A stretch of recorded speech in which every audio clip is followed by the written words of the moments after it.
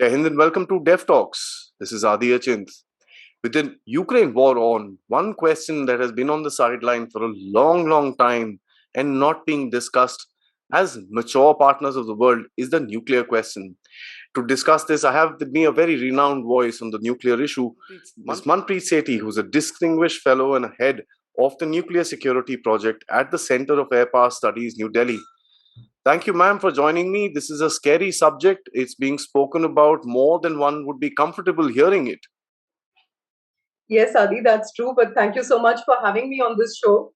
And I hope we'll be able to clear some of the mystery around the nuclear issues as they have emerged. Ma'am, to begin with, one of the biggest questions and all the arguments which is coming out of the Ukraine war is that what if Ukraine would have retained its nuclear weapons? Do you foresee any way that the Russians would have attacked Ukraine or invaded Ukraine the way they did today? So that's an interesting question to start with. And the short answer, unfortunately, is no. If Ukraine had nuclear weapons, and I'm not referring only to the nuclear capability that it had after the breakup of the USSR. Suppose Ukraine was a country that had nuclear weapons of its own. As you know, there are 9 countries with nuclear weapons in the world today. If Ukraine was another one of them, then nuclear weapons provide a certain amount of security or a shield against the use of force from another country. And perhaps Russia could not have done the kind of land invasion that it has managed to do if Ukraine had nuclear weapons.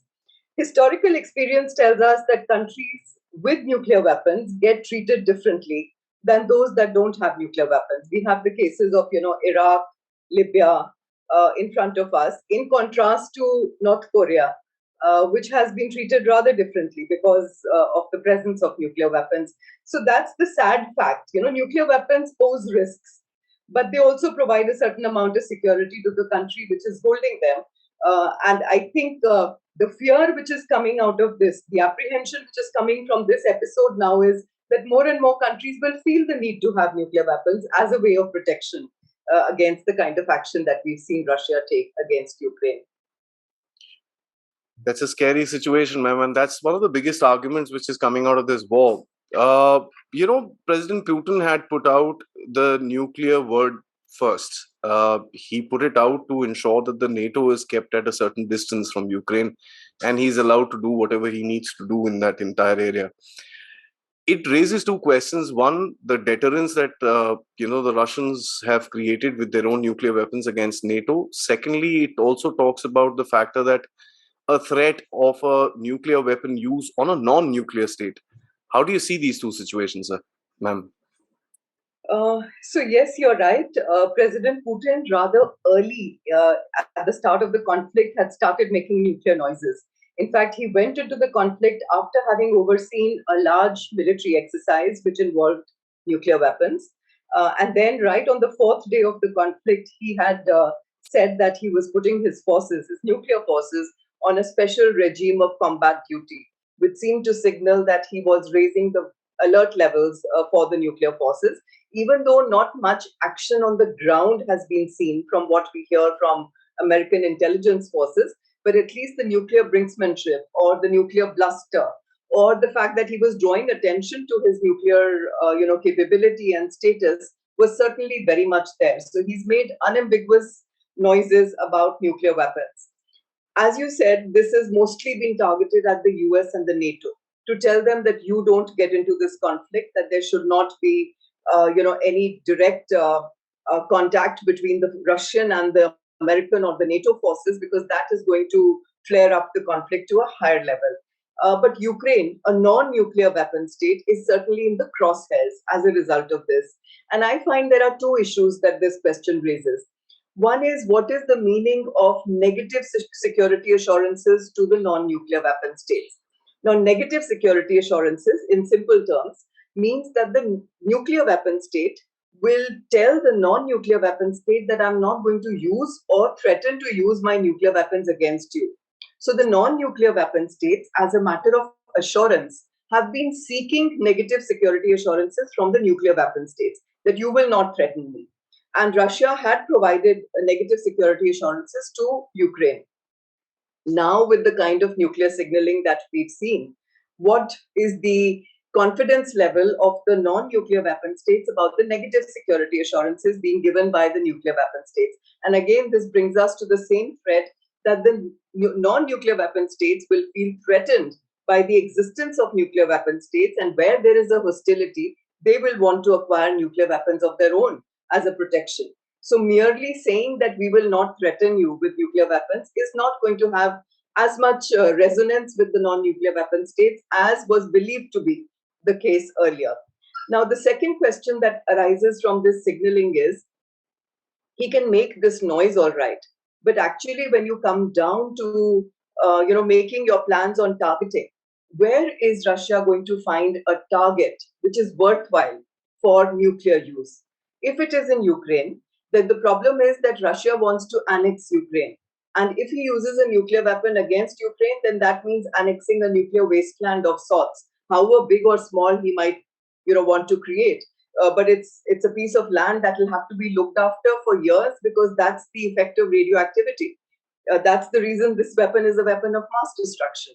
And if it was not to be Ukraine, and it was going to be some other country in Europe that would be targeted with Russian nuclear weapons, then obviously the wrath of nuclear NATO is going to be upon Russia. So where is it worthwhile for Russia to actually target with its nuclear weapons? And I think this issue then has brought up the point that the military utility of nuclear weapons is extremely limited. Countries might have first use strategies, but it's never going to be easy for them to find the right politico military objective which is worth getting to with the use of nuclear weapons. So, some very interesting facts are coming out as a result of this conflict. Biggest bottom line I take from your answer is use of nuclear weapons within the neighborhood would be disastrous for any country to handle after that. So it's in the India, Pakistan, China context, that's a big wake up call with regards to the nuclear umbrella. We could talk about that a little later, ma'am. But I'd like to actually focus your attention towards the East Asia, theater, where you have the North Koreans, and we'll keep the North Korea discussion a little bit separate, because my question is more towards the South Korea's decision and the Japanese decision of requesting the US of basing nuclear weapons within their territories. Uh, Part two, we will also have certain countries which are on the precipice of developing this particular technology. I mean, we have certain rumors about Taiwan having certain abilities. We have certain rumors about other countries as well. When they will feel threatened, taking the Ukraine example, don't you think this umbrella will keep on growing and growing? So the desire, as we mentioned earlier, for countries for a sense of security, to want to have their own nuclear weapons is certainly something which is in the air right now. I'm not saying it's going to be very easy for them to develop, acquire, get these nuclear weapons, but certainly we can hear incipient noises in these countries about the importance of having their own weapons in order to have their protection. You mentioned Japan, so former Prime Minister Shinzo Abe, I think again, very early in the conflict had said that Japan should consider having nuclear weapons of its own, or to get the American weapons on Japanese soil. And this is a big statement to make for Japan, a country which has been, subjected to the use of nuclear weapons and has always said that it's not going to have anything to do with nuclear weapons as part of their defense strategy. But for them to start rethinking their security policy, I think says a lot about what is happening right now. Similarly, South Korea, there are some prominent voices which have said that we would like to have American tactical nuclear weapons back on our soil as a way of protecting ourselves from the threat that they fear from North Korea. Belarus, again, by the end of February, had gone in for a referendum which allowed the constitution then to keep nuclear weapons, Russian nuclear weapons, on their soil. So more and more countries are beginning to think about nuclear weapons as a way of security. And this is where the concern lies, because proliferation with nuclear weapons is going to create a whole new set of problems. The NPT, the Non-Proliferation Treaty, had created this category of states of non-nuclear weapon states, which is the majority of what the NPT is. And all of these countries are under IAEA safeguards with their nuclear power programs. You mentioned Taiwan. Now, Taiwan has a robust nuclear power program. but it is under IAEA safeguards. But the desire of these countries to somehow go in for nuclear weapons for protection is certainly going to be something that we will hear more and more about in the future. How the NPT is able to handle some of these anxieties of the non-nuclear weapon states now is the space to watch out for. Big question indeed, ma'am, because self-safety and the safety of one's population is obviously going to come forward and forefront of this particular question. And if policies are turned towards that, it's going to be difficult. Ma'am, In when fact, we Adi, if I may just say, India please, has always been against proliferation for the fear that more countries with nuclear weapons also means more concerns about safety, security, about command and control of the nuclear weapons when a country acquires them. Because it's not just about having nuclear weapons. You have to have a whole paraphernalia around nuclear weapons. And, I give the example of how people are on busy roads where you are not just responsible for your own vehicle. You're also, you have to be confident about the fact that the other people on the roads also have control on their vehicle. Otherwise, there can be an unwanted collision. And that's what happens when more countries have nuclear weapons. That's the concern that comes from greater nuclear proliferation. and we've had nuclear accidents involving weapons as well in the past, in the history of past about 7 decades, multiple Yes. incidents. So that's another big threat, which is just a plain simple accident. Ma'am, we also look at Russia today. We heard in the news that the Finns and the Swedes were looking at actually, putting their foot forward towards NATO. The entire Ukraine war is based on that particular factor. It's quite a wonder why would they come up with something like this during this time. Leaving that thing aside, the Russians was fast enough of putting a nuclear threat on their on their plans. Uh, One of the things that comes out of this is when push come to shove, any particular nuclear country would use this option without looking at the consequences, and that makes the entire leadership more and more dangerous. Would you agree, ma'am? Yes, it does. In fact, one could argue that the threat of NATO expansion right at the Russian borders provoked President Putin. And he chose military action against another sovereign state, uh, violated the territorial sovereignty of Ukraine, which is really very unfortunate and unforgivable. But having come this far, it has now become a case of getting trapped in finding ways of showing victory. On the one hand, you've got the Ukrainian president who has put all at stake in protecting his country. And on the other hand, you've got President Putin who has to show some kind of a victory for the kind of action that he has taken. And as you know, it's a case of who blinks first. And when it is a conflict between a big country and a small country, the smaller country has only got to defend itself to claim victory. But the bigger country has to show something for the kind of action that it has done in order to claim that victory. So now the question is, how does President Putin get out of this um, with the kind of face that he needs to save? This reminds me of the Cuban Missile Crisis, actually. We are 60 years from the Cuban Missile Crisis in 2022. And there are many reasons why that crisis ended without the use of nuclear weapons. But one of them was that President Kennedy was extremely sensitive to allowing his adversary to have an honorable retreat from the conflict. That his nose didn't have to be rubbed into the ground, that he did have a way of getting off the ramp of conflict, keeping his reputation and ego intact. So he made great efforts, in fact, to make sure that the Soviet leader would not be subjected to something what was called a humiliating defeat. And in fact, what he wanted was that the choice for the Soviet leader should not be framed only in the context of it being either a humiliating defeat or a nuclear war. So, in order to give him that space, in order to make sure that a nuclear war is not what would be the obvious choice for any person who's cornered, and that's what I think your question is about, President Putin being cornered at this moment in time, and therefore his tendency to use nuclear weapons could be much higher. So, I think the way out of this conflict now is if President Biden either himself or through a mediator, was to offer some kind of an option to President Putin where he could get off this treadmill that he seems to be on at this moment. So publicly, some kind of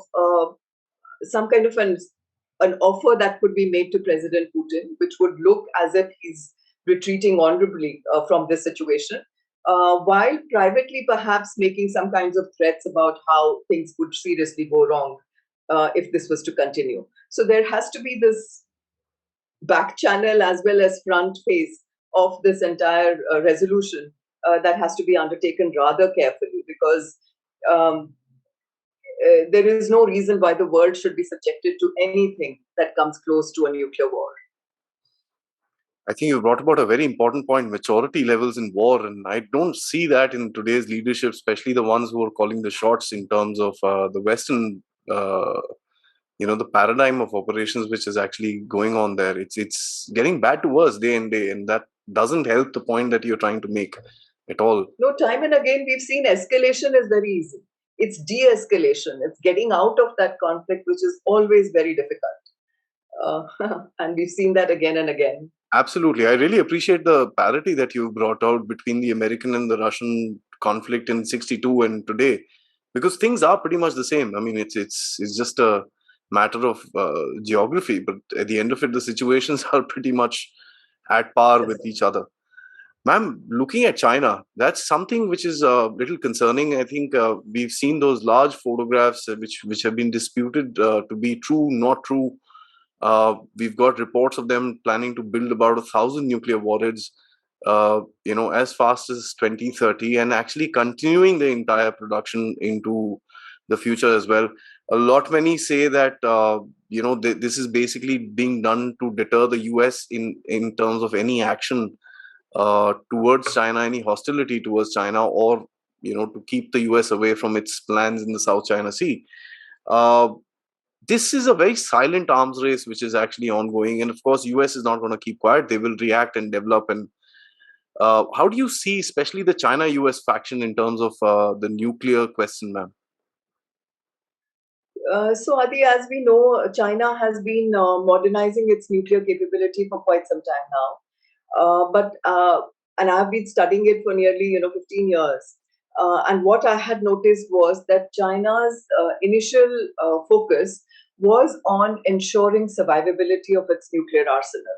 So the whole focus was on the range, building good ranges of missiles, uh, building survivability through mobility of its missiles, uh, you know, uh, improving the generations of its submarines, the nuclear powered and nuclear weapons carrying submarines, what we call the SSBNs.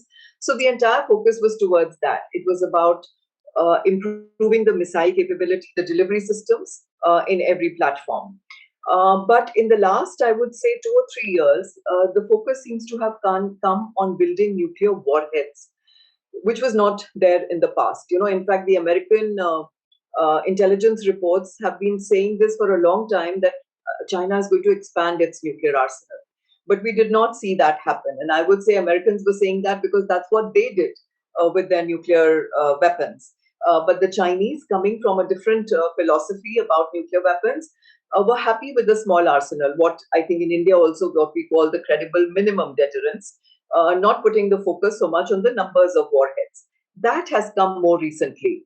And there could be several reasons for this increase in nuclear numbers. As you mentioned, they currently seem to have 350 warheads, up from 320, which was last year. So 30 warheads in a year is perhaps the fastest growing arsenal in the world today. And also, what we see is reports coming out on the new silo constructions for the increased numbers, as well as the US DoD reports, which now seem to suggest that the numbers could go up to 1,000 by 2030. So this focus on the nuclear numbers is certainly new. And some of the reasons that one can sort of attribute to why these numbers are increasing is, of course, it's the US that they're looking at. That is their term of reference. That is their primary threat perception that they have. And with the US itself building ballistic missile defense, as well as having newer capabilities with which they can target, conventional missiles hitting the nuclear missiles in China, nuclear silos, nuclear capability in China. So China is worried about its own deterrence because the idea of its deterrence was based on the concept of being able to cause unacceptable damage to the US. That the US would not be willing to take that kind of a damage, and therefore deterrence will remain in force. But if the US can now protect itself with missile defense, then China needs greater numbers in order to be able to cause unacceptable damage to the US. China also seems to be playing what is called in nuclear parlance as a shell game, where it is complicating the targeting strategy of the US by suggesting, I've got these many number of silos. Whether each silo is populated with a missile or not, America can't tell. And therefore, it will have to have nuclear missiles for each one of those targets which has been created. So, what China has ended up doing is multiplying the targets on its own soil in order to create problems for the US as to how will you be able to cater for everything. Then there is also a possibility that when you have missiles in silos, they are sort of pre fed with the targeting coordinates. So you are graduating to a higher level of readiness, and what you're then suggesting to the adversary is, I'm not going to wait it out. The moment I know you have launched anything against me, I'm going to do launch under attack because my silos have missiles which are pre-fed with the coordinates. So my readiness level has gone up. And as a result of that, the chances of our getting into a nuclear war is that much faster. And now do you want to take a chance? So again, it's a deterrence posture. It's to say, don't take a chance with me because these are the complications which are going to come back at you. And of course, I think another reason for increasing numbers is great power status. Mm. Because China believes that everything that the US has, they must have.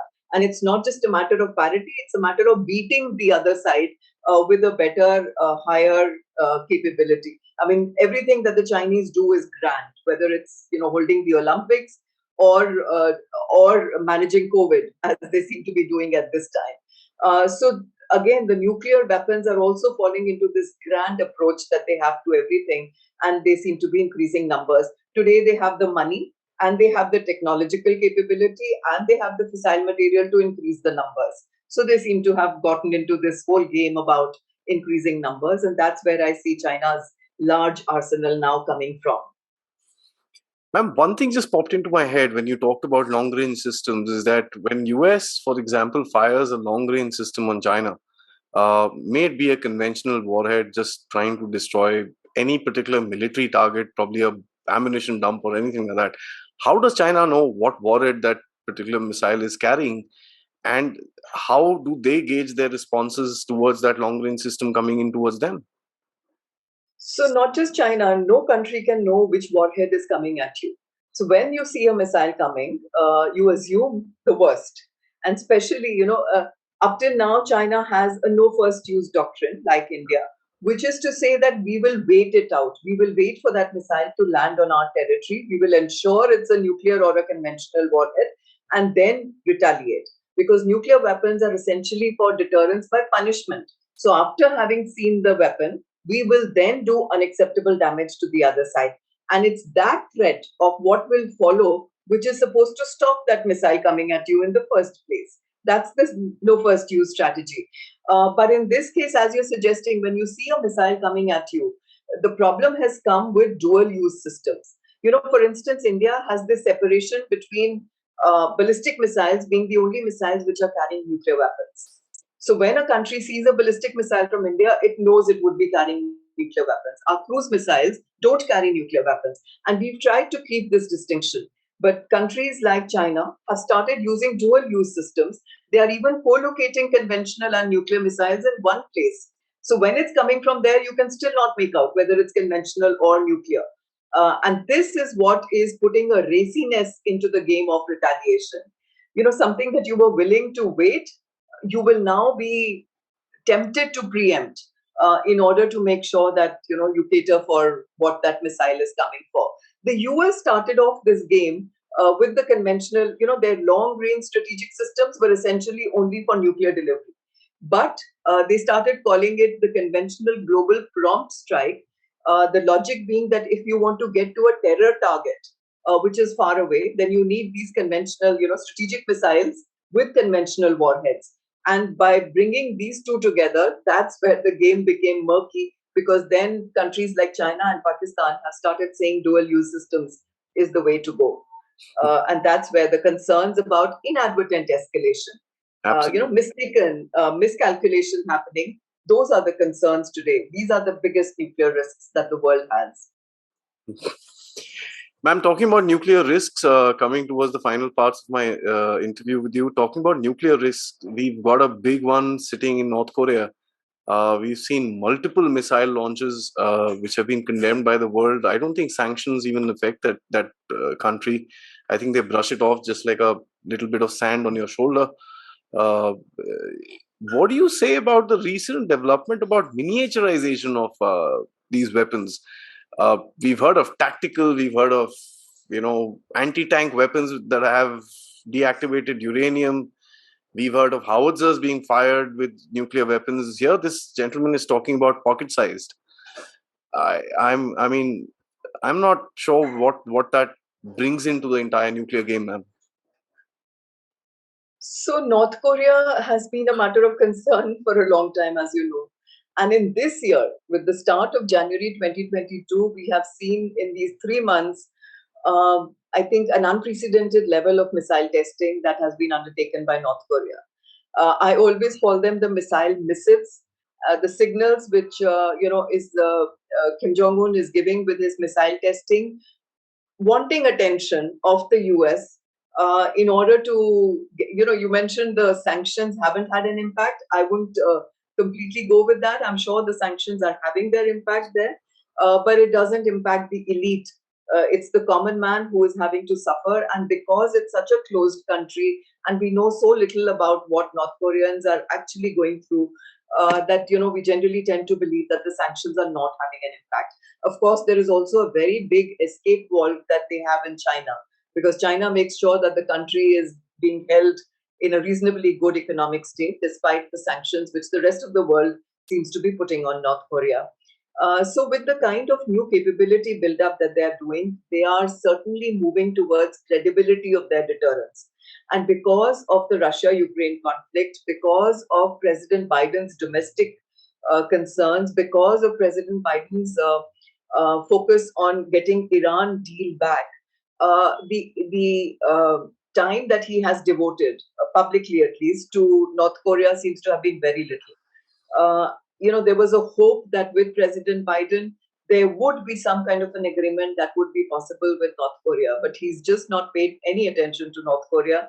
And meanwhile, this country has continued to go on increasing its nuclear capabilities. So, moving on from one capability to the next.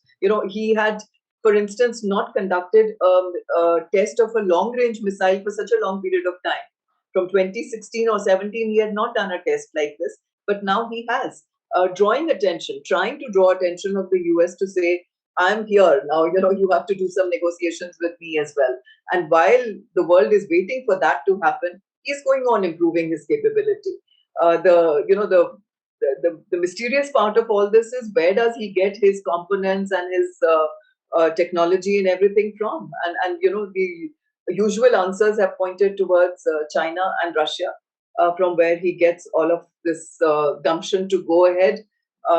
Unfortunately, in the kind of geopolitical environment we are in, where the big powers are not on the same page about threat perceptions, we are going to see these smaller countries making the most of the time that they have in improving their capability. So obviously, he's improving his bargaining chips for whenever the negotiations with the US happen on the North Korean nuclear situation. You put it across very simply, ma'am. It's a temper tantrum. I think that's a nuclear tantrum, one of the most dangerous games in the world. Ma'am, coming to my last question, of course, India. Last but not the least, is there a need for us to revamp our, nuclear program, our weapons, the numbers? There's so many questions about India, but I'd like you, since you're the expert, I'd like you to throw some light on it. So India's nuclear weapons are essentially for deterrence. nuclear deterrence, not even conventional deterrence. They are meant for deterring the nuclear weapons of the other side. And for deterrence, then there are three things which are important. One is the capability, the other is resolve, and the third is communication of both of them. Now, I think as part of our nuclear doctrine, we have some clear guidelines on how the capability buildup has to happen, how the resolve gets shown through our political and our military command and control structures, and the communication itself is coming from the doctrine. So on all of these three, we have to continue to keep moving ahead. On capability, I would say we've got several pieces of deterrence now in place. What is most important is quick operationalization of Agni 5 because we need the range of that missile to be able to credibly deter China. Only when we can get to Shanghai and Beijing do we, do that deterrence with China. We need a continued focus on survivability of our arsenal, which then means dispersal across the triad. So you need land-based, air, as well as sea-based. And the sea-based leg of the triad is really very important for India because of its no first use doctrine, because that assures you of the greatest amount of survivability. So right now, what we have is INS Arihant. Two more boats, I think, are very quickly going to be ready for operational purposes, and then either two or three more which are in the making. The important point about all of these new boats which are going to come is that they will also have longer range missiles on them. So the submarine launched ballistic missiles will be of greater range than what we have on INS Arihant, which is only 750 kilometers. And as you know, for credibility of staying away from the shores of the enemy and yet being able to target, you need at least 2,500 to 3,000 kilometer range missiles, given the Indian threat perception. So these are some of the areas in which we have to move. We also need deception as part of this strategy. So whether it's silo building, whether it's mobility of the missiles, you need all of this in order to make sure that the enemy can never take a chance and believe that he can disarm India in any way. So the signal that we have to give, the communication that we have to give with our capability is that first strike will never be effective, and that there is a secure second strike, India's retaliatory capability, which is going to be secure and which will then cause more damage than any gain that the adversary is going to make.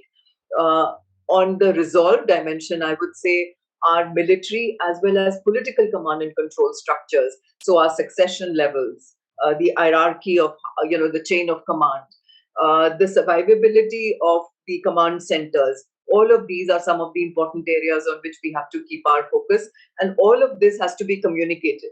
Nuclear capability is not something that you do in silence. You have to make sure that the adversary is knowing what could happen if there was any chance of his use of nuclear weapons. As far as the doctrine is concerned, I think India has a good doctrine which is stabilizing as well as providing us with the best form of deterrence. Uh, India has always considered nuclear weapons as a necessary evil. We don't like nuclear weapons, but we need to have them because of the threat perception in our environment. Until the time that we have them, our doctrine is providing a certain level of stability with the presence of nuclear weapons. So I think we are doing fine. The progress could be faster, but then there are so many uh, other things that take priority for a country of India's size and complexity. But overall, I would say deterrence is well on its way for India.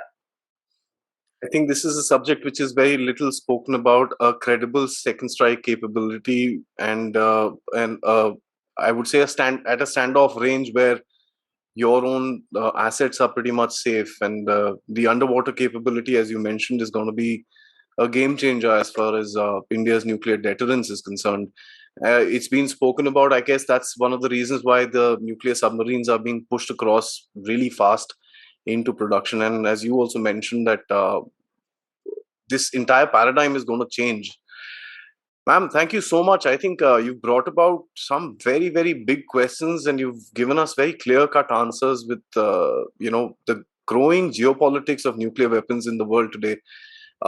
It is being used, as I said in the beginning of this interview, the N word is being used more than a lot of us would be comfortable with, because a lot of us who actually study, and yourself, I mean, would be a guide for that particular thing is that you know the effects of these nuclear weapons, and you know the consequences of this. A general layman would not understand it, but I guess more this stuff would be referred to, the more it creates a sort of a paranoia within the world. And I hope we don't revert to the 60s and the 70s of America, where you ducked and covered under your school desks to protect yourself from a nuclear attack.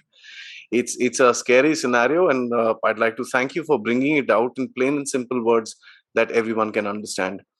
Till next time, ma'am. Of course, Pakistan is Thank something I'd you. like to discuss with you because of whatever's happening there. And uh, once things do come to some sort of a semblance, I think I'll bother you again. Till that time, Jai Hind. Thank you very much. Bye bye.